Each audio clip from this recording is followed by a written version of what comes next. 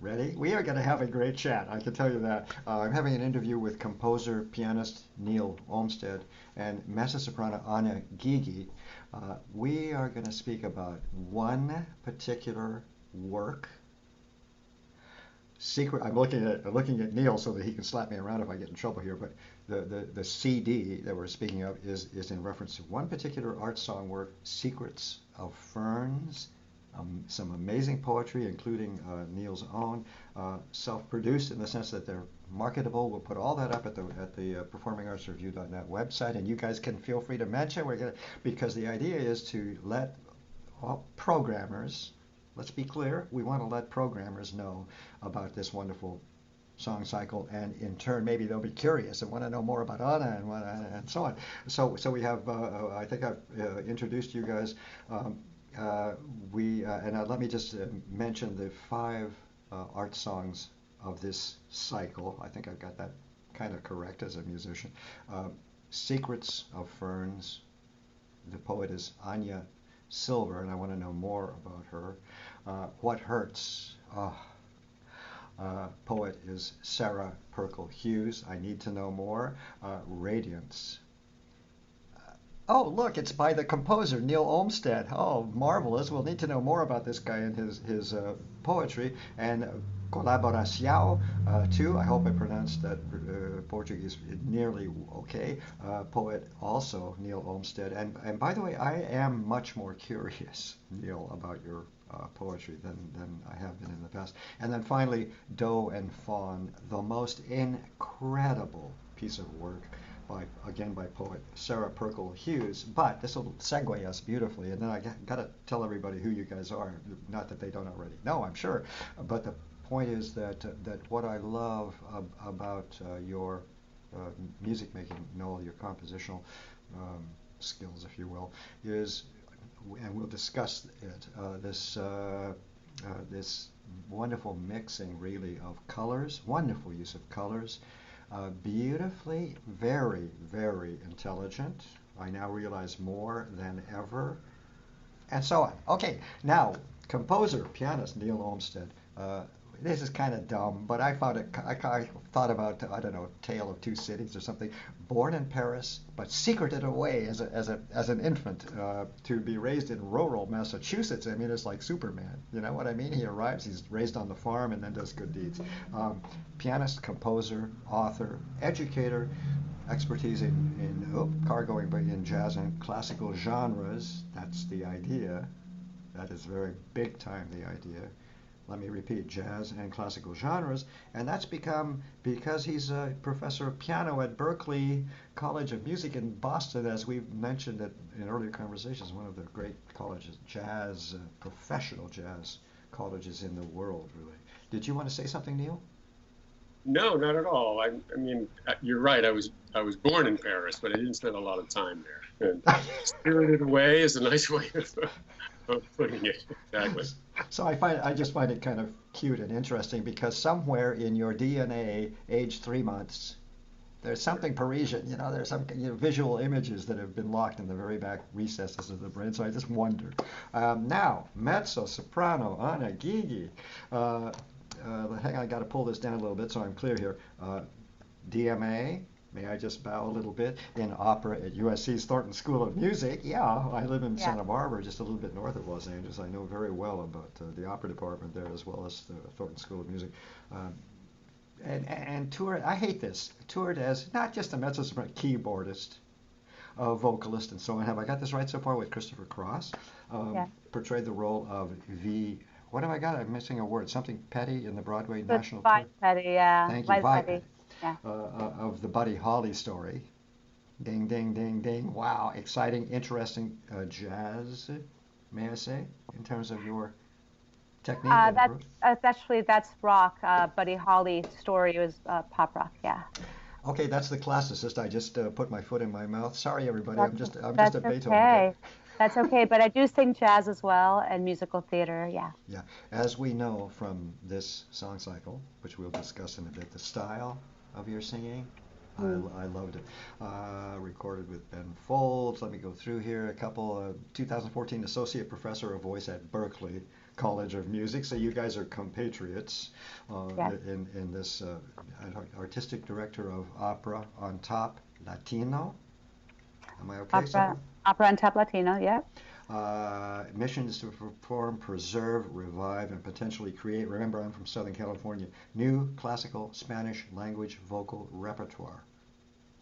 Yes, Fabulous. and also bringing back the old traditional Spanish repertoire that not a lot of people are aware of. As in opera, for example, Opera, zarzuelas. opera, art songs, etc. Yeah. Okay, so I guess everybody's clear now. We have two colleagues from Berklee School of Music in Boston. This is the world famous, if I may say so, because it isn't. It's so much more than a conservatory for jazz specialty, but the specialty is jazz performance at the highest levels. So everybody, and I know lots, all of you, most of you out there know what I'm talking about.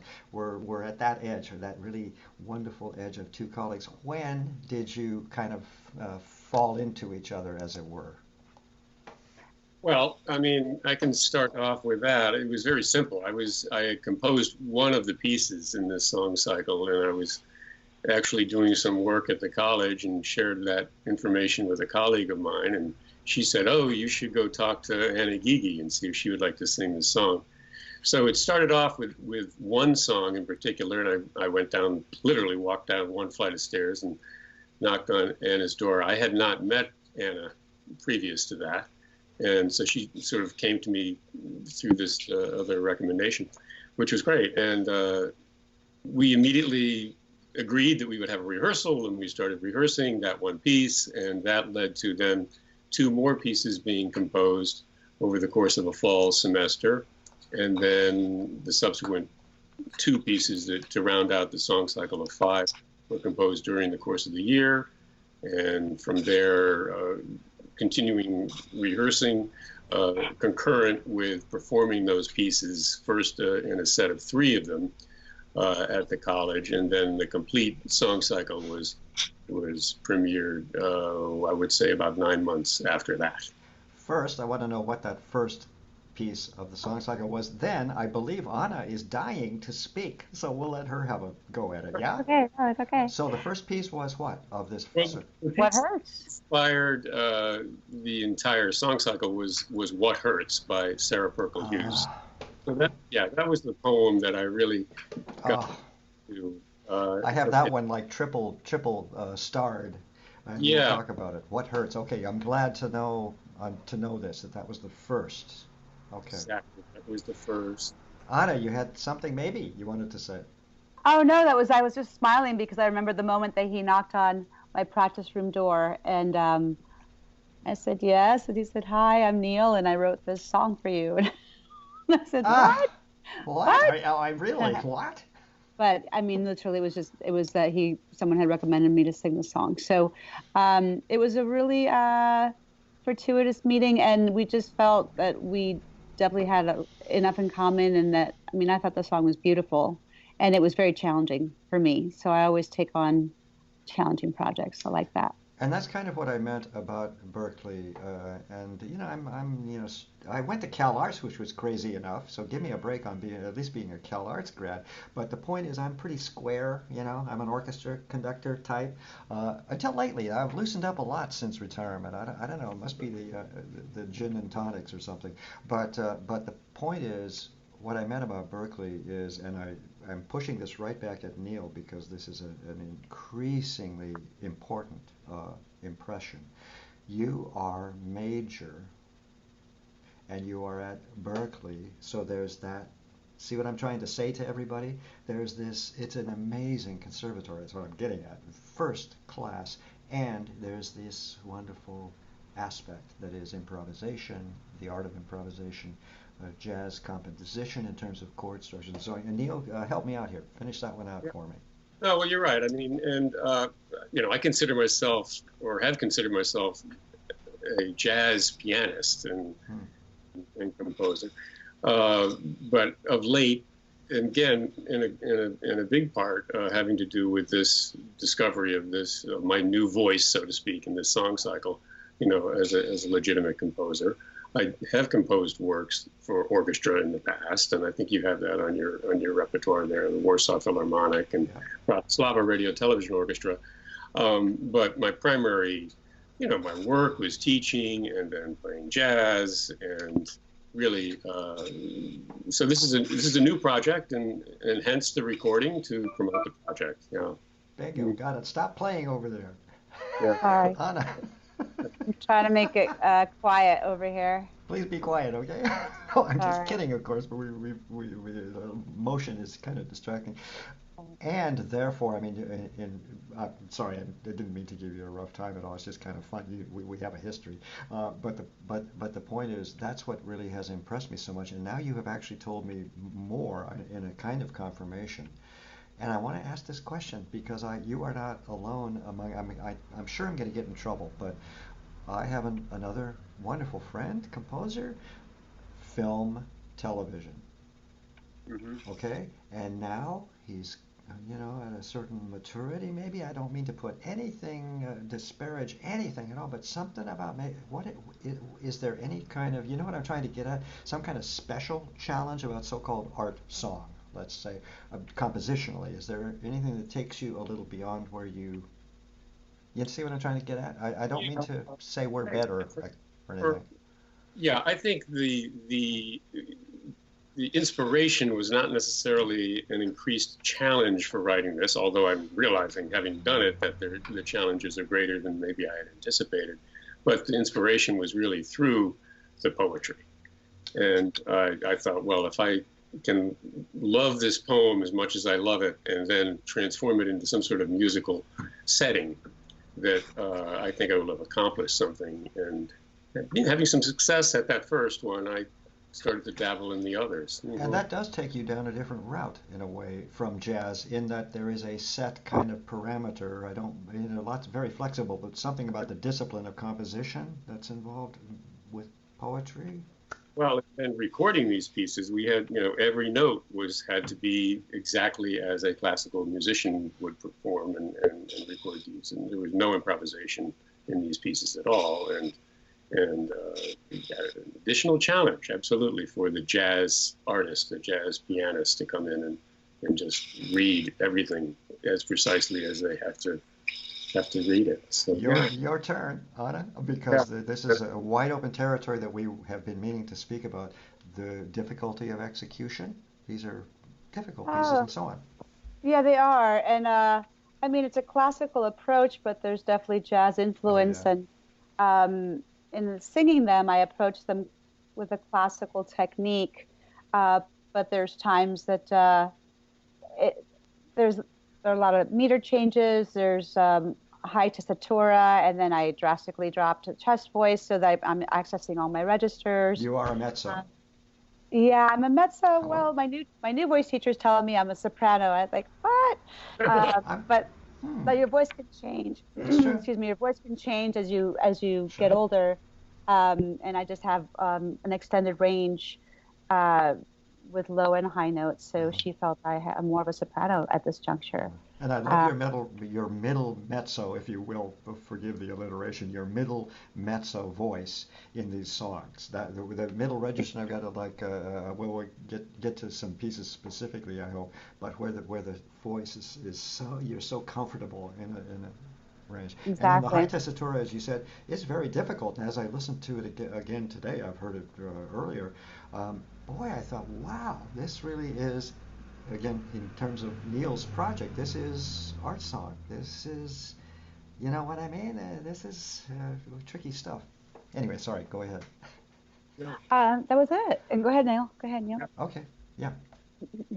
So yeah, I mean, it's been an inspiring project to work on, and it's been new for me, and it's been great for us to work together, and we've come to know each other in another whole way, personally as well as musically, and I'm all set on writing the next cycle of 5, which we can get to in in a minute if you'd like. Sure, Yeah. absolutely. What I love is that these are beginnings, very, very deliberately. So I saw, we've spoken earlier about this, I saw right away this was not a full CD. This was this particular art song being presented. That's the whole thing. It's like a cabinet card in the 19th century. You are presenting this, am I okay in saying your first kind of art song cycle? Oh, absolutely. Yes, the Okay. first Oh, song. good, good, good. Well, that's Yeah. even more exciting.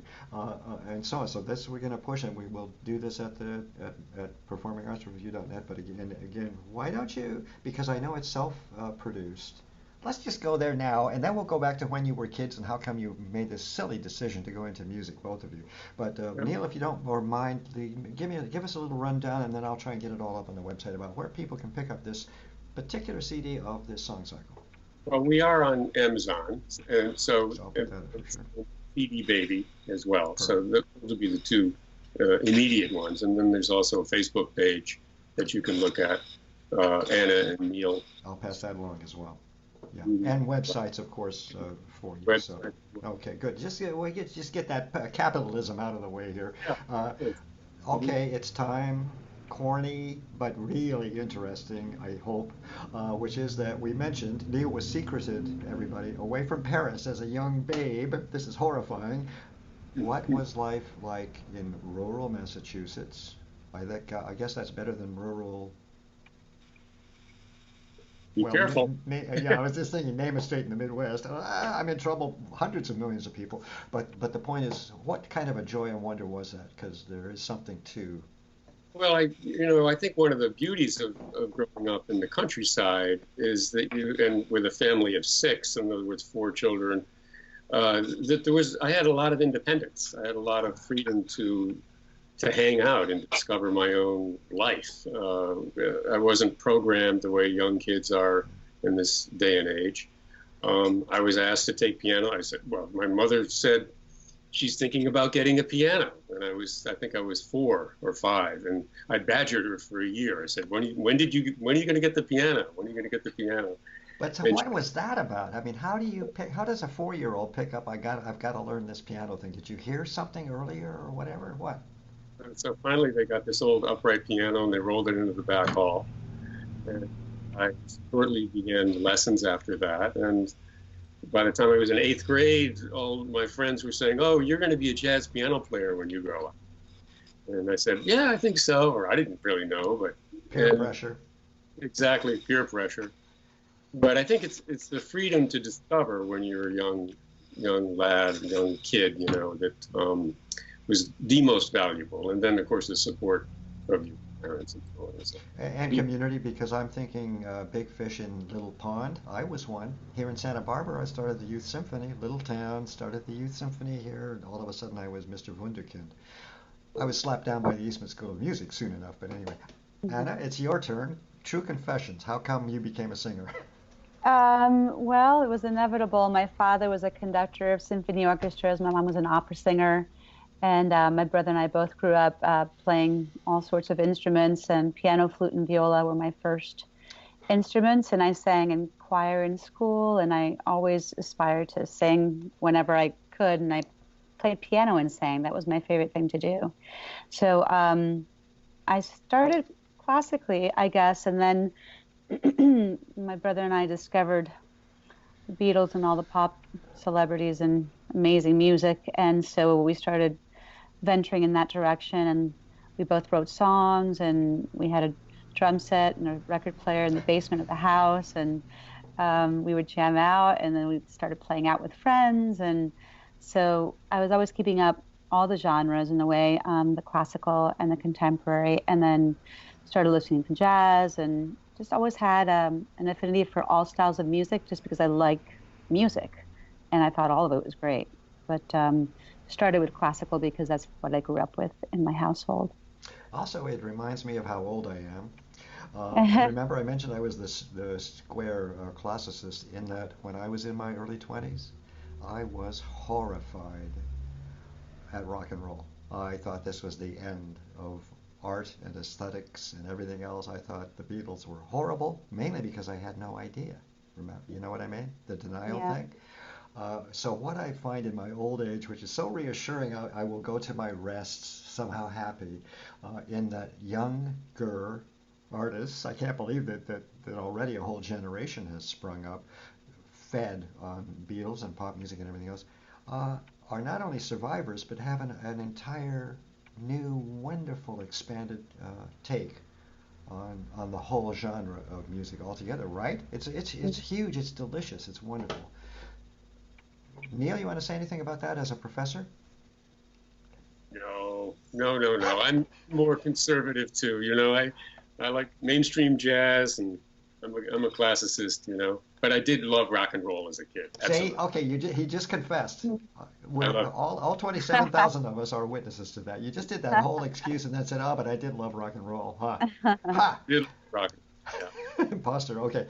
Maybe I'm just seeing what else I want to talk about. We've already covered a lot of territory. I was going to ask Neil about where this work, this song cycle. Let's just be clear. This specific song cycle, Secrets of Ferns, fits in your oeuvre. And I guess maybe it's still a valid question, or is this the first kind of compositional, note? Is it or not on notes on paper that's called Neil? Well, no, because I've written a lot of That's what I wanted. paper that are specific, and Yeah. from original music to prepared piano sonatas and things of that What? sort. Okay, see now that's where I may have missed something in a paragraph. But so you have toyed a bit, yeah?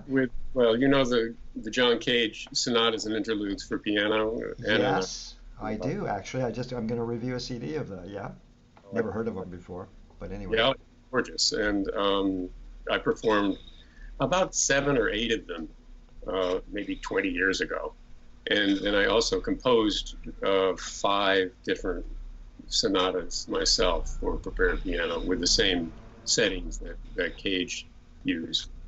Okay, that settles it. He's a classicist. Yeah. Yeah, I'm kind of. I didn't realize. I didn't realize. Forgive me for asking, because I somehow had No. the impression that. But certainly in terms of song cycle, this is your first venture Exactly. into First something. thing, Thank you. right? I stand corrected. I'm sure when people go to your website, they'll say, "Oh, Kepl, that idiot. He didn't even realize." But also, that's very fascinating, and it's interesting you mentioned those early Cage sonatas. I think they're from the '40s and whatnot. Uh, Magnificent. You'd never know. You'd never know. Ana, how Yeah. about your experience in terms of art music? You know what I mean? As opposed to jazz and musical theater and stuff. Is this first dip or second or fourth or 18th? You have the opera company, right? Something? Well, I got my doctorate, my DMA at USC Thornton School of Music, and I've been singing art song cycles and art songs for many, many years, exposed to Schubert and beautiful lieder in all languages. Let Um, me now wash my mouth out with soap. I forgot all about the USC thing. Okay, go ahead. And also the yeah, no, DMA. It's like, again, yeah, it's fine. And when I was at USC, I had to do 4 recitals for my doctorate, and I started exploring. My parents are from Buenos Aires, Argentina, and I just started looking online for something different, special. I would try to devise concerts and recitals that were a little outside the box, and I stumbled across these beautiful Carlos Guastavino songs with Benaros, the poet, Argentinian art songs you're that. completely over my head. You need to make a CD. Go ahead. Oh, yes, absolutely. So I actually started gathering these songs and discovering that a lot of them had not been published, and I actually submitted for a Fulbright and became an alternate for that. But then life started happening, and I graduated from USC with my doctorate, and I got my job teaching at Berkeley. So that kind of fell on the back burner, but it's something that still piques my interest, and then I still sing once in a while. And because Spanish is my first language, um, I tend to sing differently in that language. It's more natural to me, and that's what I've heard Interesting. from a lot of folks that listen to me. Well, it must Uh, feel more comfortable if it's your it does. It native just feels language. it's yeah, the first language. So In other words, uh, you get rid of that problem. In other words, you're comfortable in the language. Then you it's have the very other comfortable. musical Very problems. Yeah. comfortable. Also, So, what but you get, if I just, forgive me for yeah, interrupting, but if I may just say, I understand. I'm a lazy guy myself, so you people are way beyond me in terms of ambitions and projects and triumphs and so on. But I would just say that just listening to what you've just described in terms of that composer, whose name I can't even remember now, and so on, put that on the back burner and then have somebody write you a couple grants or something. Get that one. Absolutely. Yeah, I'm looking forward to continue to work on that. But that kind of gave me that basis and foundation for art song, and very comfortable in that genre. And also, it's just such a nice, balanced art, that where the piano is as important as the voice. So, and then everything that comes with that, the phrasing and the melody and the structures and harmonies and the text, the poetry is so important to paint the picture. So, that I think gave me some sensitivity towards Neil's pieces in that sense. And you have given me a perfect segue. There are other things that race through my head, of course, and I hope I doubt I'll remember. I hope we won't remind me of things we discussed before if I forget to mention them. But I think it's time to look at the song cycle. Okay, Wonderful. Because we have touched on things here. So let's just start with the first piece, and I'm going to just babble a few of my notes, and then let's see how what if anything made sense. Okay, so the very first poem and the first art song of this cycle is, of course, its title piece, "Secrets of Ferns." Is it Anya Silver or Anya Silver? Anya. Anya, I thought so, yeah. And here are just a couple of things. This flowing sound that opens the piece in piano, I just love the way you capture throughout the whole cycle these moods, the colors of each phrase. It's a gentle tinkling, if you'll allow the word, approachable, almost song as in a musical. It has kind of a musical character, and that reminds me always of Gunther Schuller, this idea of mixing these two genres of jazz and classical music, which you are clearly doing here and throughout the song cycle. Why don't we let Neil talk a little bit about putting Secrets of Ferns together? And again, I'm so interested in the poet. How come, of all the hundreds of poems, why do we choose certain poets? Go ahead, Neil, and then I'll ask Ana about the preparation. So. Yeah, I'll just say you piqued my memory again when you mentioned Gunther Schuller, because it made me think of another piece I wrote after his seven settings on Paul Klee. Yeah. Years ago. I wrote actually some jazz pieces on Paul Klee myself.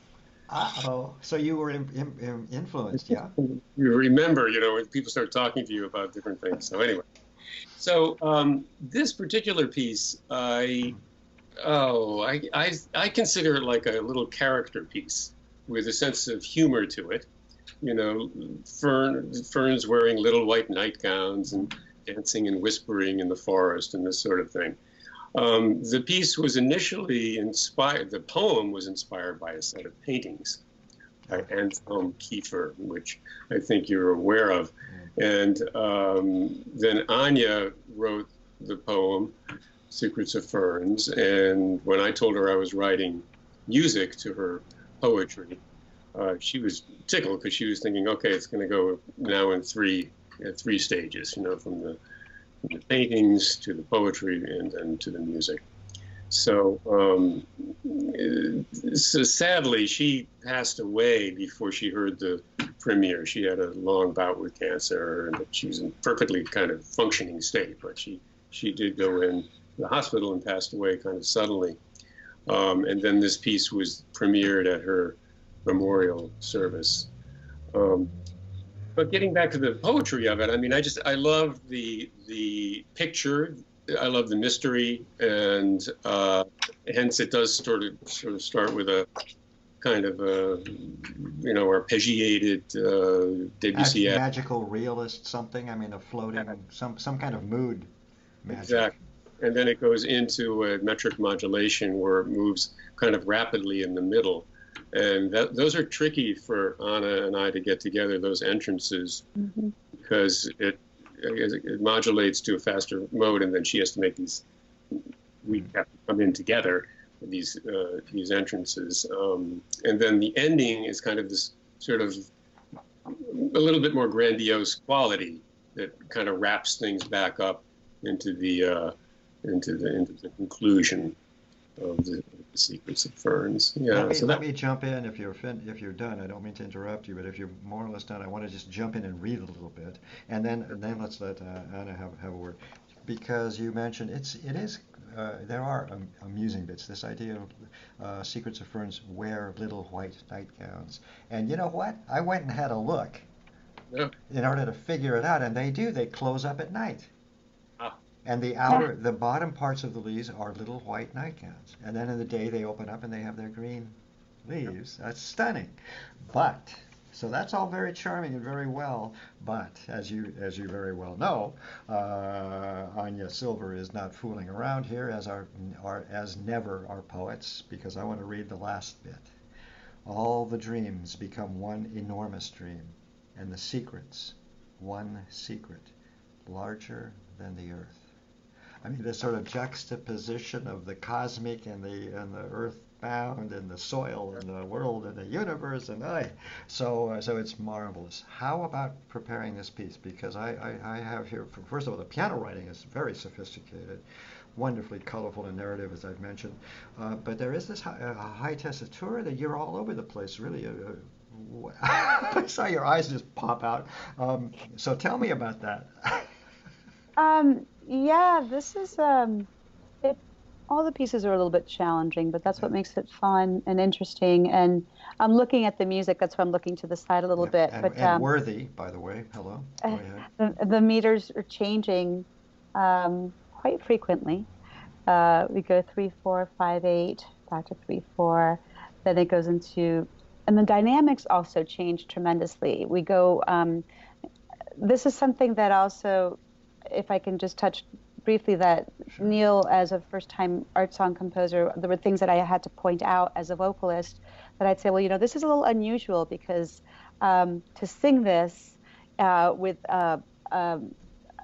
forte and then go right to a piano is a little difficult as a vocalist. So we have to kind of find the medium, just finding the balance of where dynamics would help the words stand out more, the emotion come out more, emphasizing certain sections, where I would breathe, beginning of phrases or in the middle of such if something was long. And also, isn't this great in that it sounds like cats and dogs in a way at rehearsal, but you know what? That's what it's all about, and also composers helping singers and singers helping composers. Yeah. Yeah, it's a true collaboration. Yeah. I mean, it really is a give and take, and so it's fun, and it's actually lends itself to more of an artistic impression, in order to convey the lyric and the meaning of what the poet wants to get across. So. And then, yes, going towards, the end of the song, when we were doing the recording, too, if you recall, Neil, is just finding that, I'm singing fortissimo into larger than the earth, and then ending up on piano.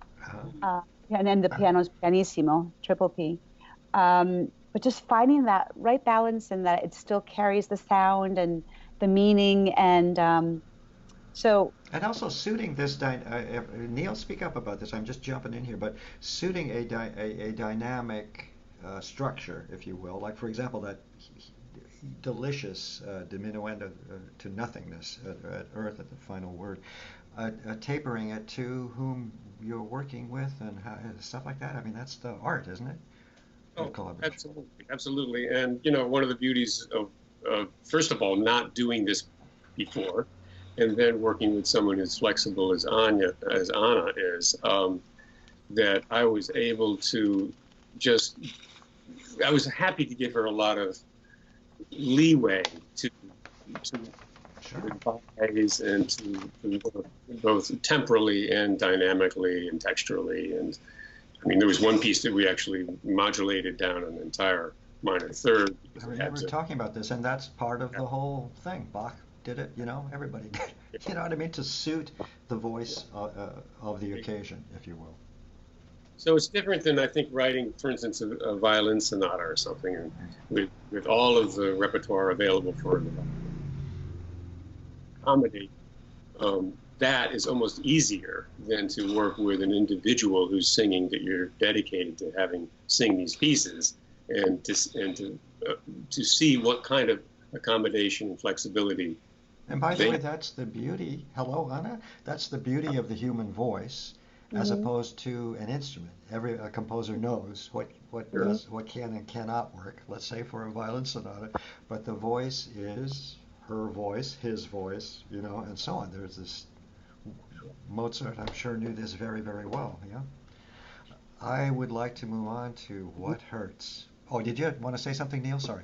no, no, no, not at Oh, all. Let's move on. I want to move on to what hurts. I have like, I exaggerate, but 47,000 X's in front of it. What Hurts by Sarah Perkle Hugh. Neil, can you give me a little bit of info about Sarah Perkle Hugh? American poet? Yeah, American Anything? Southern poet, Southern. That's it. grew up in Georgia, and now works at the University of Alabama as a creative writing professor. And I met her when I was at a residency in Georgia, and I was composer in residence at the Hambidge Center for Creative Arts and Sciences in 2017.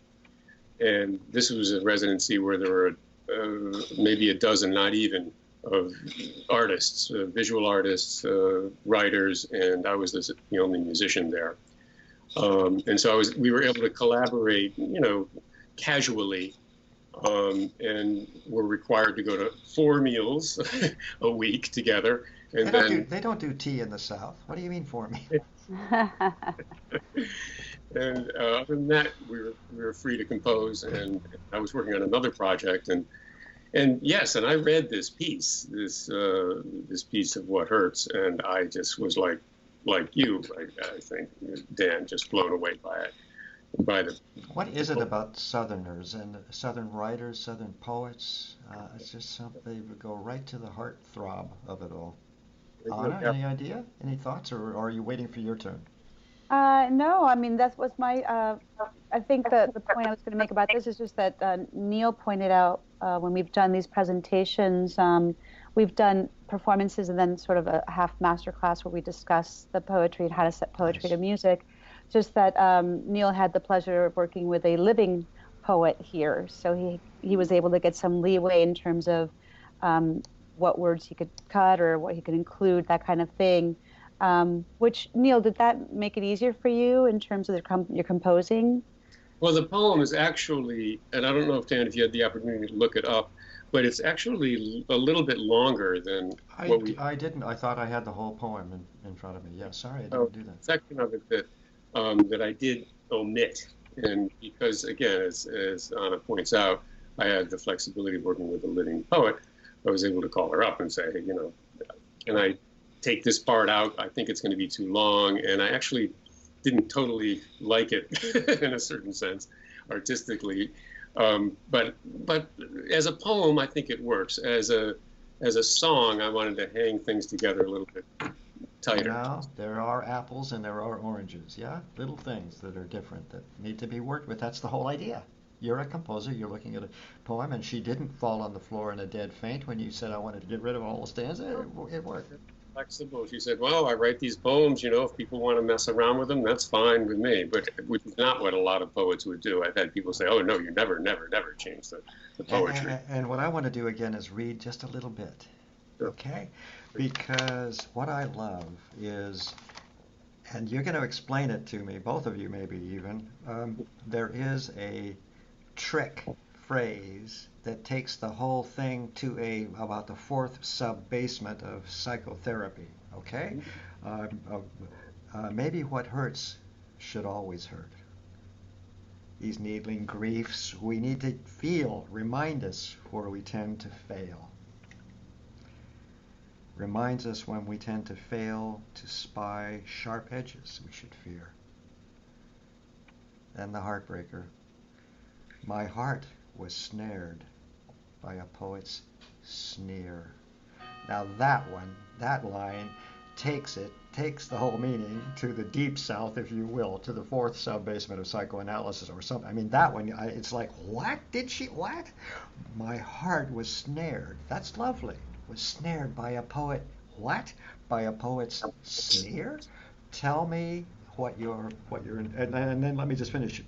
But we forget the bites and burns. So now bites and burns are not mosquito bites and stuff. They're the bites and burns of this horrific human experience of being rejected, if you will, by other humans and stuff.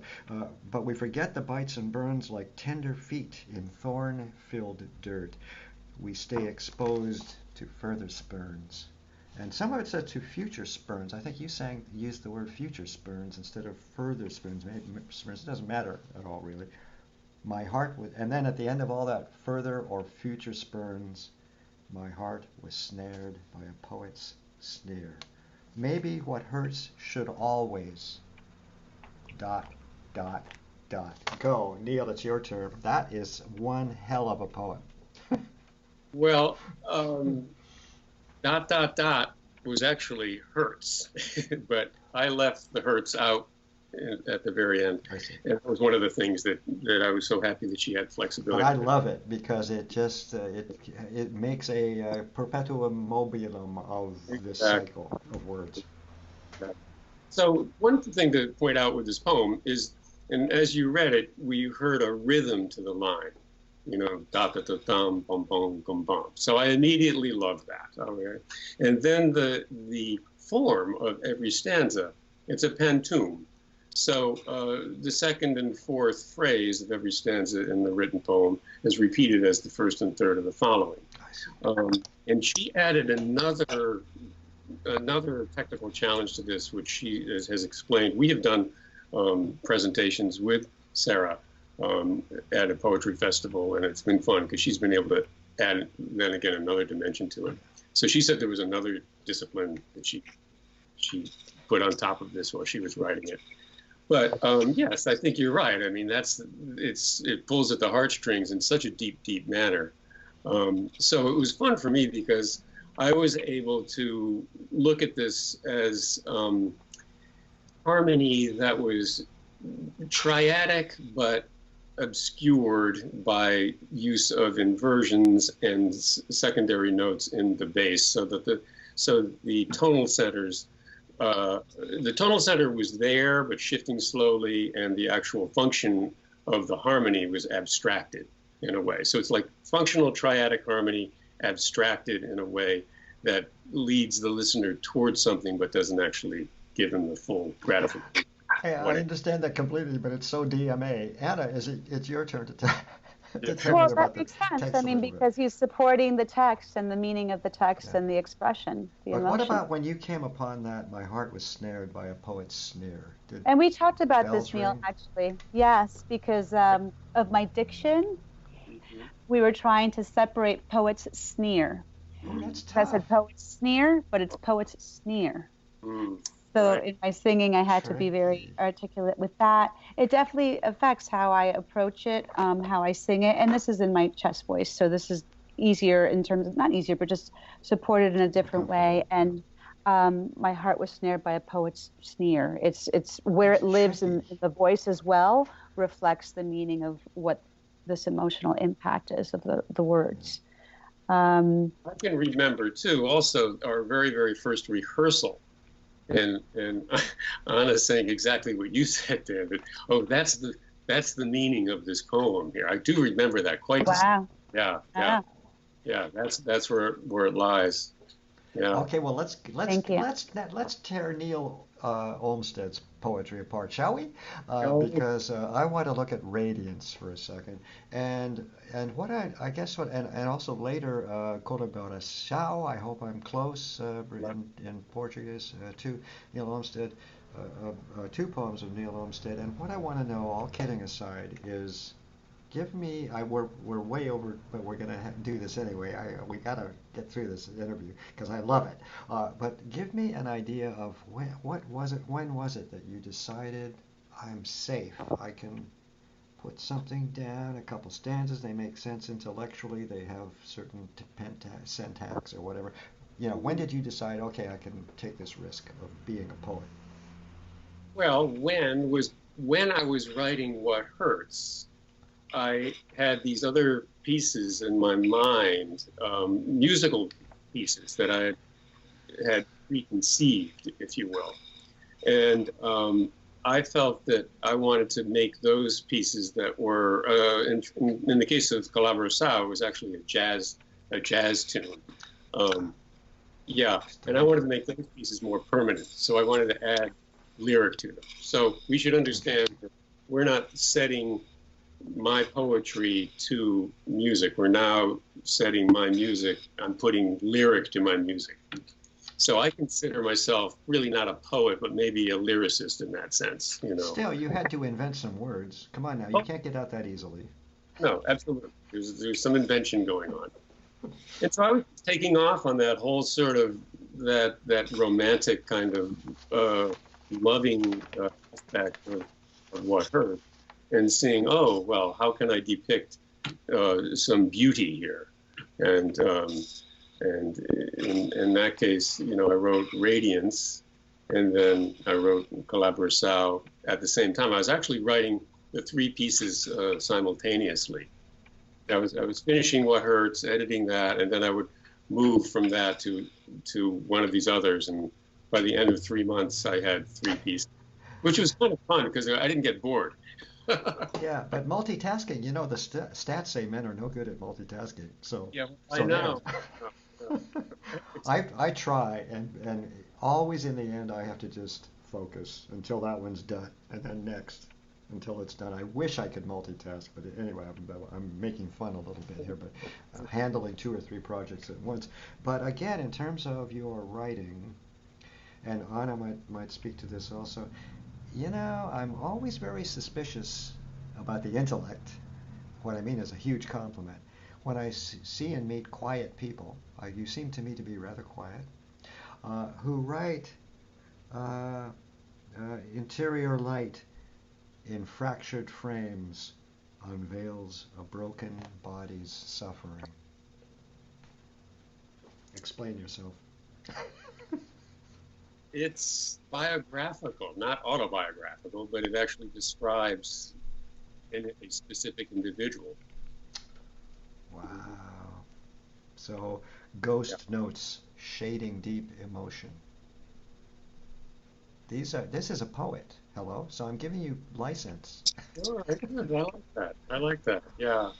So, you know, I don't know. I don't like to talk about too But in many a way, things. is this a portrait of someone you knew or know? Yes, exactly. Okay. And so you of course you can't because you can't, right? And You can't exactly. speak specifically. But all that information, I'm so glad I accidentally got that out of you because Yeah. that's the whole heart and secret of a poet, of expressing how you see the world in a very, very special and very, very sophisticated way. How about with Radiance, Anna? How, I see it. It's a lovely, low, slow. Let me do my little thing here. Lilting piano opening. It's more openly jazz-like Yeah. in the Yes. cycle, but it's a very mellow, beautiful. You said you're kind of a little old-fashioned, I think, earlier in terms of your jazz taste. Um, so how you know it's this one has a framework that seems well, as I said, sort of jazz-like, but it ain't. The writing Yes, is very difficult, it isn't it, or is. not? I mean, and how come? Because it's deceptive, I think. I'm just wondering. I'm curious. Like ears alert. That's a really an incredible moment in terms of the best voice area for you. Then it gets high and gets kind of tough. Go talk to me about it. Yes, you're pointing out all those sections. It's very melodic when you start. It's beautiful. It's lovely. There's this description of this person, and it's all very subito and like lovely. And then yes, we get into um, some sections of that get sharp and uh, what is the Pitch is word? hard to find. Yeah. Yeah, there's some challenges here. Sorry, Neil. No, no. No, but this beautiful the marcato, yeah, marcato section, the sharp remark gets forte, all knives out. It's very rhythmic, a lot of rhythmic things. Um, and then we go into a slower section. Like it changes so drastically from section to section, but it's effective and um, It needs to be. it needs to be because of the Obviously, these hidden phrases that cannot possibly be expressed except in a very, very dramatic way that will shock, I think. I mean, in terms of the way they happen. Thought And absorbing. again, a lot of it, sorry to interrupt, but a lot of it, it sounds, this is what it is with a lot of Neil's art songs is they sound very straight ahead, but when you break them down and look at them, there's so much going on underneath in terms of meter changes and rhythmic things. But it somehow sounds kind of straight ahead. Does that make sense, Neil? Sure, it does. No, Articulate. Are you kidding? That's probably the greatest compliment you could possibly receive. Yeah. no, no, no. I wish it could be easier to sing and to play and to write, but that's not the case. I mean, for the subtlety of the music to come out, it's got to be Absolutely. detailed. Yeah. Yes. Yeah. Very No, detailed. you don't. You must never, as long as you live, say, "Oh, I wish it were easier." No. No. Never, never, never, never, never. And we kind of touched on colaboração. Let me just see, but I don't think I want to analyze that because I want to move on to do and fa. But let me just see. It's a lovely kind of club. I have a note here about and I remember now this kind of clubby sort of jazz temperament. It's so wonderful in this song cycle to have these two in particular that just add that, just kind of take us a little bit off the thing, and yet not because of the texts.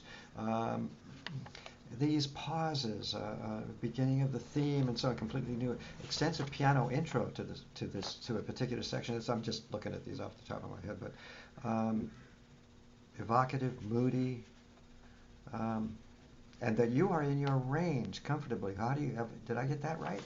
Yeah, that's lovely. And this really fits well. I mean, And all it's- of them fit well, but this more so right at the beginning. This was one that we had to modulate. We had to bring it down. And Yeah. I was determined. It was originally in the key of D, and I love the brightness, the brilliance of the key of D, with this sort of, as you say, clubby or sort of almost like a samba feeling to it, a Latino feeling to it. And colaboração means collaboration.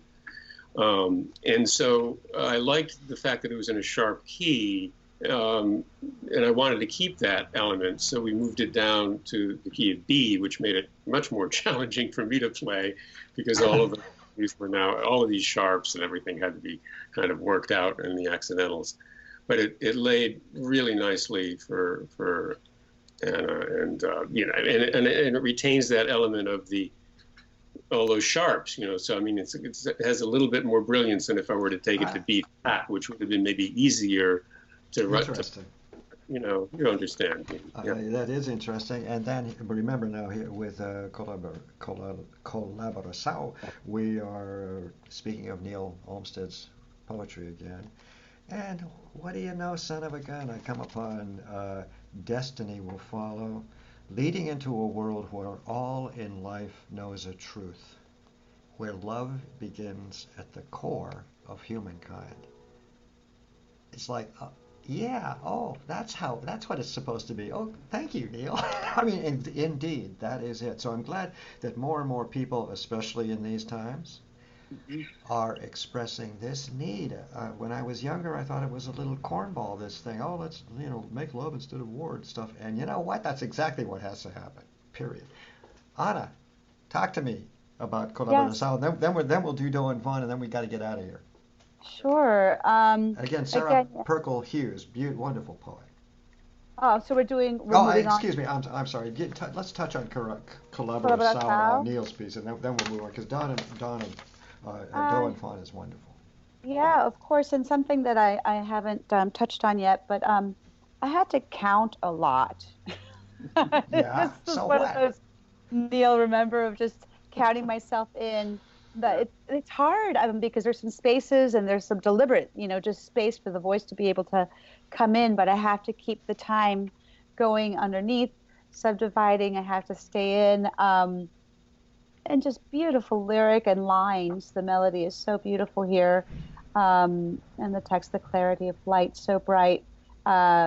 Is a piercing ray of hope. Destiny will follow, leading into a world where all in life knows the truth.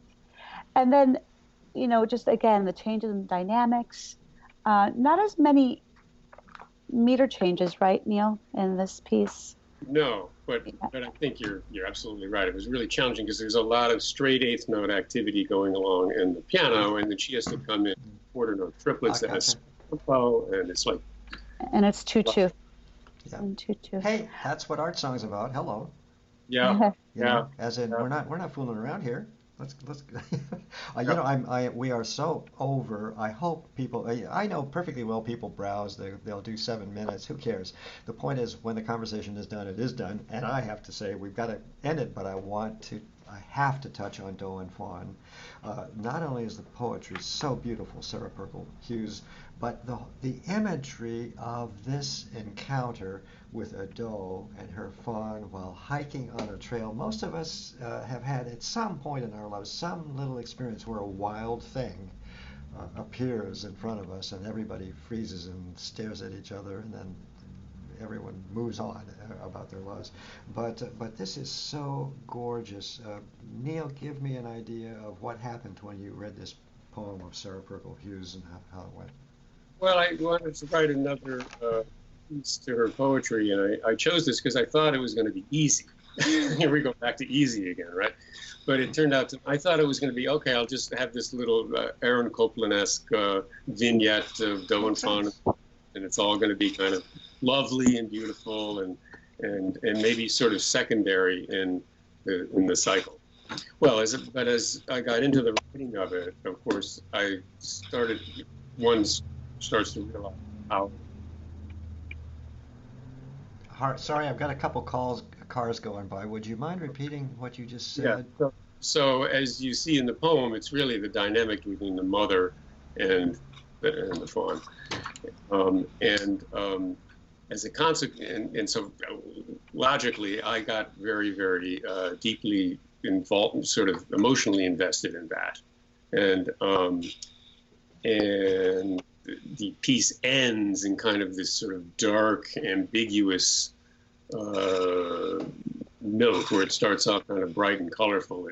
It ends with a rather mysterious depth, one might say. You know, this is what you get when you've got a working mind. Yeah. So it's entirely your fault, Neil. But you have this, and as I've said, and will say when I write the review, help in another several weeks. But the point is, as throughout all of this, I mean, that's the whole point of what I asked earlier about choosing poets. Song cycles are more than anything a projection of a composer's intellect, I think. More than a symphony or so, because it's so in your face, really. As opposed to a symphony, you might take 50 years to figure that out. But when you use the word dark, just now, I had kind of a different impression about this universality of motherhood.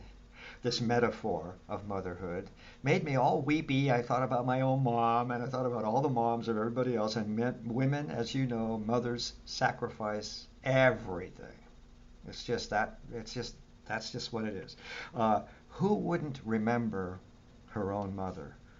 The grateful burden of living for another. Now, give me a break. I'm already falling all apart.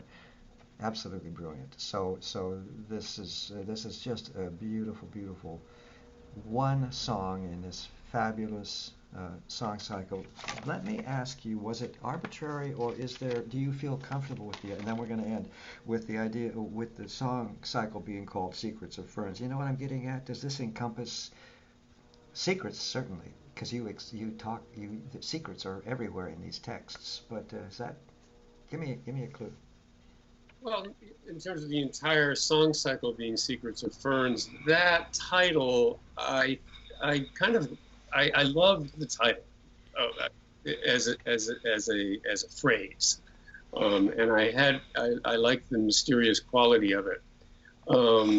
So instead of trying to create some other title or whatever that's going to try to encompass all of these 5 songs, it was like, why do that? I'm just going to call this Secrets of Ferns. People will wonder what it is, and they'll go from there. It's the title cut. It's the title of the song cycle. I really didn't give it a lot of thought. It was, again, sort of taking the easy way out, if you will. You know what? I don't believe him. Do you, Anna? And you know why? It's because of your intellect. And it may be kind of an afterthought, but for me, and I looked at it when it arrives on Secrets of Ferns. Right. But as I listened to it and as I looked at these texts, it is the key word is secrets. Yeah. Yeah. Anna, anything to add to this, and then I'm going to shut us down. This will be the longest interview ever. I hope people listen to it. No, it's lovely. It's really been a pleasure and a privilege to work with Neil, and I just look forward to our next song, right? Bingo. Go. Would you like to mention that real quick? Of course. Well, I'll just mention it quickly. So it's called The Long Way, and it has to do with a sailor from France taking part in the first ever circumnavigation solo race around the world, deciding at the point that he didn't realize he was winning, but he actually was, to not return to Plymouth, England, from whence the race began, and instead make a right turn in the middle of the Atlantic Ocean and continue around the Cape of Good Hope and ends up in the Pacific. So it's a philosophic discovery of one's life, and it has to do with the sea. So the next song cycle will be dedicated to the oceans. Wow. It's based on a true story, right, Neil? On a true story, yeah. And that's too, yeah. And historical, true Exactly. historical motive is wonderful. Whenever we talk about the sea, as I have probably mentioned in the past, all I hear and see in my own mind is Walt Whitman's "Behold the Sea" and that huge Vaughan Williams chord, and the crash, and that's the magic of the oceans, the 70% of the planet or whatever it is. Well, fabulous. Well, we'll look forward to that. I hope you'll send me an email or something. I've just had a fabulous, lengthy, so watch it, everybody, because it's worth it, okay? Interview with composer, pianist Neil Olmstead and mezzo-soprano Ana Guiguí, and about Neil's song cycle. Just this beautiful song cycle. That's what this CD is about. And I'll put all this information so you can grab it and look at it and program it. Secrets of Ferns for mezzo-soprano and piano by Neil Olmstead. Beautiful, beautiful song cycle all by itself. And there's more to come. And there's a story and a history, and it's all fascinating about this move that you are making, Neil, perhaps into exploring broader something or others. I don't know why, but it's wonderful. I love the way your compositional technique. I love the narrative that you create pianistically, and your choice of poems and so on. I have a great pleasure speaking with you as well and listening to you, and it's just a fabulous experience. So thanks again, both of you, very much. Thank you. Yes, very much. See you then. Bye bye. Okay. Bye bye. Bye bye.